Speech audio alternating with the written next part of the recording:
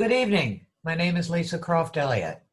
This evening, I've got the pleasure of interviewing my friend Marc Ralsky, who's standing as a candidate for Zone 7, Ontario Central, Canadian Kennel Club Board of Directors. Marc, how are you this evening? Great. How are you, Lisa? Fabulous. How's Bruges? Bruges is wonderful, heading into autumn, Yes. but still just a great place to be. But enough about me and Bruges, let's get to you. Marc, as you've chosen to put yourself forward for this position, I know you're really excited about it, but things I think people really need to know, such as, first of all, about the CKC itself. What do you see as the strengths that the CKC has to offer its membership at this point? I think the only strength, and I think the core strength of the Canadian Kennel Club right now, is its membership. End of sentence. And if it wasn't for the membership, there'd be no CKC, there'd be no purebred dogs. It's really their only strength right now, I truly believe, or one of the strongest strengths is their membership. Well, that's a great thing to have. Committed group of people can make a lot of difference in this world. Exactly. What do you see as the weaknesses with the CKC? Well, I think the first one that comes to mind, and I think it comes to most members' minds first, is the IT for you debacle, chaos, and delay. It's just been something that's been on everyone's mind who's involved with the CKC for the past several years, and we're still not out of it, and there's no sign of getting out of it. That's the biggest weakness. I think there's a lack of trust as a result of its members. I think also, I know from personal experience, there's a real frustration with some of the other kennel clubs around the world who are waiting on documents or people are waiting on documents so they could register their dogs to be able to be shown in other parts of the world, and they're waiting on documents from Canadian Kennel Club for months. So I think there's a lot of trust that needs to be rebuilt amongst its members and also amongst its peers across the globe in terms of kennel clubs.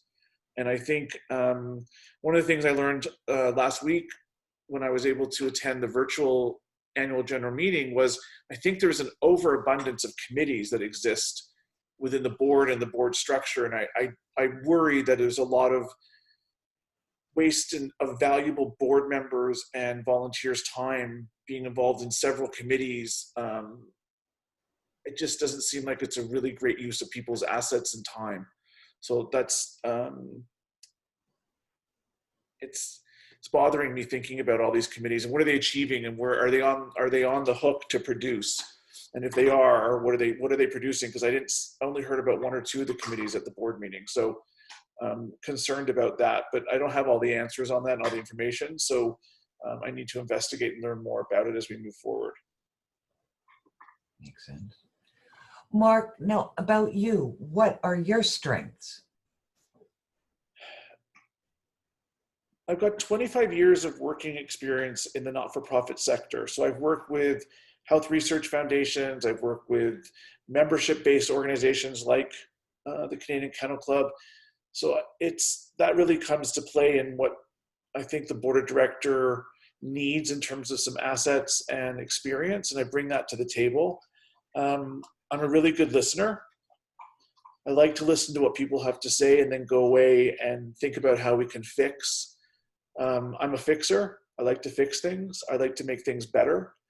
I think I've got the ability proven the ability to look at situations that are failing and be able to fix them. I've also had experience establishing multi-million-dollar events for various charities like walkathons and galas and big dinners, and they're all still running today, and that's exciting to see. So I'm a doer, I'm a fixer, and I like to get things done, and I'm committed to purebred dogs and the fancy. I think breeders are our heroes, and I believe that they should get everything they need to do their work because they put in decades of committed time. So I just want to get to know everyone that's involved in the Canadian Kennel Club, because I think everyone has something to offer.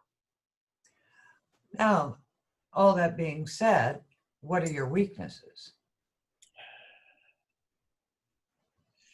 I think feels like a real job interview. I think that one of the things I think is a fault of mine is I will work until whenever it needs to get done. So I'm not a 9-to-5er, never been a 9-to-5er.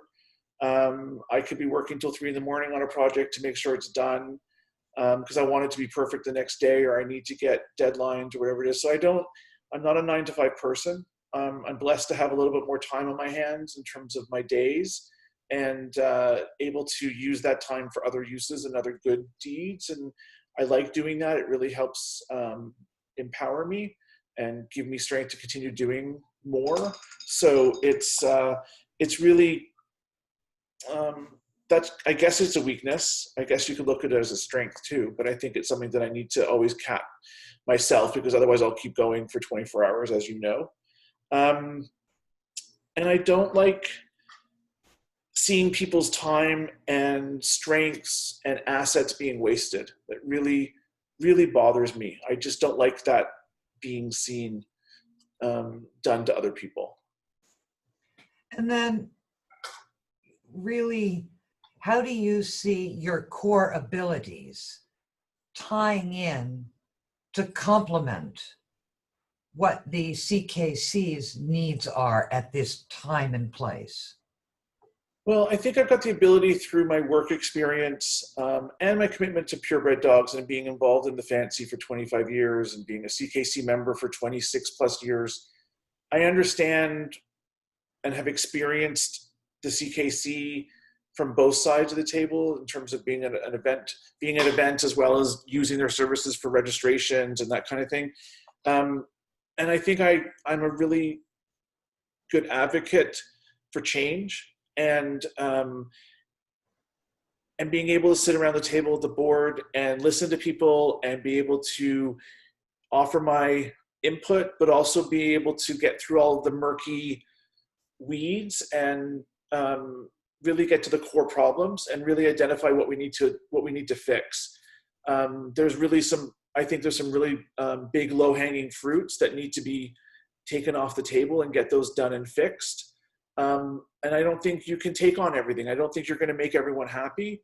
And that's just part of being a large organization that represents people from across the country. But I think what we need to do, and where I come into my strengths, is being able to work with whatever's in front of me and whoever's in front of me, and making and allowing for a space for people to use their strengths and their abilities to the betterment of the organization.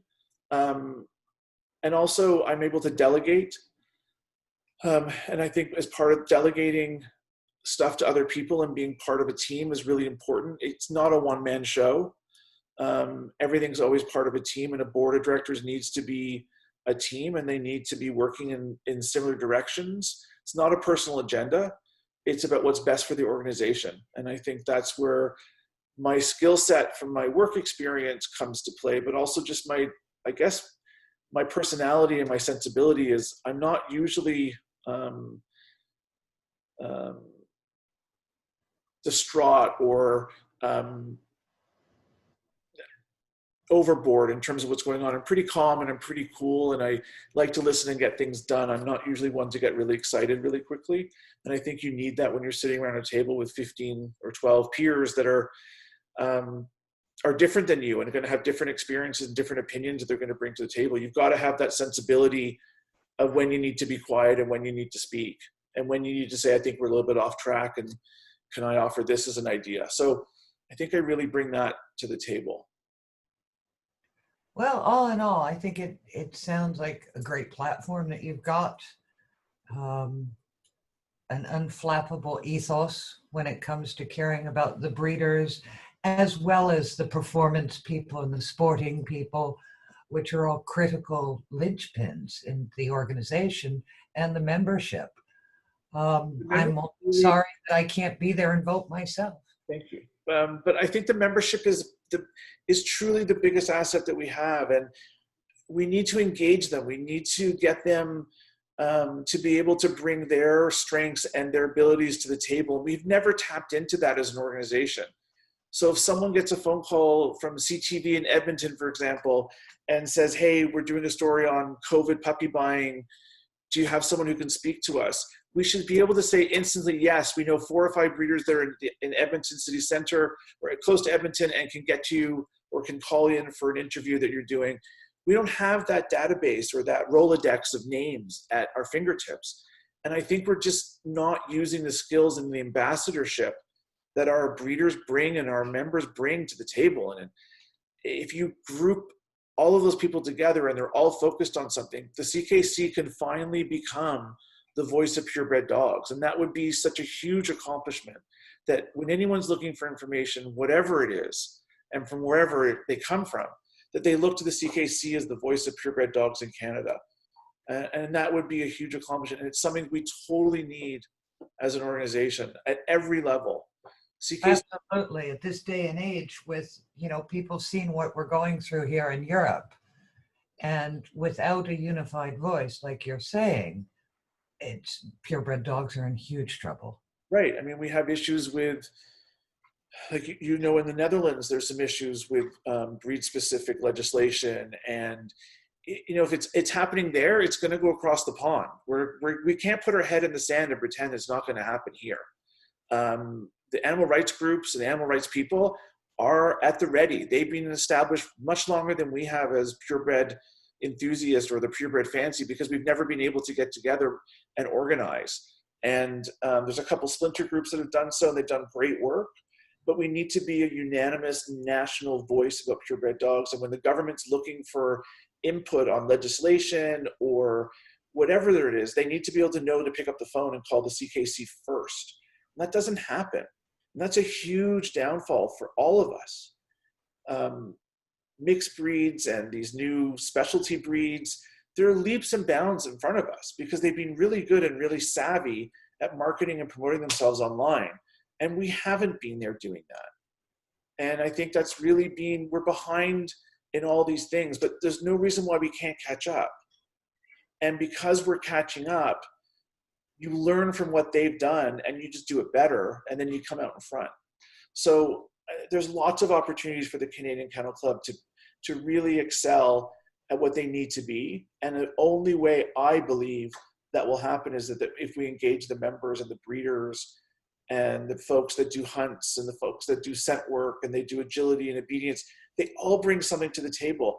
It's that human canine bond that we need to grab onto and harness, because it's undeniable. I don't care what walk of life you're in, and whether you've got a purebred or not, that bond with a human and a dog is something that's not duplicated in other relationships. And we've got that at our ready. We've got that as part of our arsenal, and we don't use it. And it's a shame. Purebred dogs, like you and I were talking about earlier, they do scent work, they do bomb disposal, and they do drug work. They do work with people who are having PTSD. And there's so many things that animals do to enrich our lives and all of society's lives. They're bred for specific reasons. Those skills can be harnessed to support people, as well as just sitting on your lap and just snuggling. I mean, that to me is a job, and that's something that they do really well. And we need to really recognize what dogs bring to society and not be scared to talk about why purebred dogs are so important to what we do in Canada and around the world, but specifically we're talking Canada right now. And I think it's a missed opportunity that we need to jump on. It's really something I'm passionate about, and it's something that we need to continue talking about and talking about it more and getting people to hear what we have to say. We've got a lot to say. We've got a lot of things we can offer society.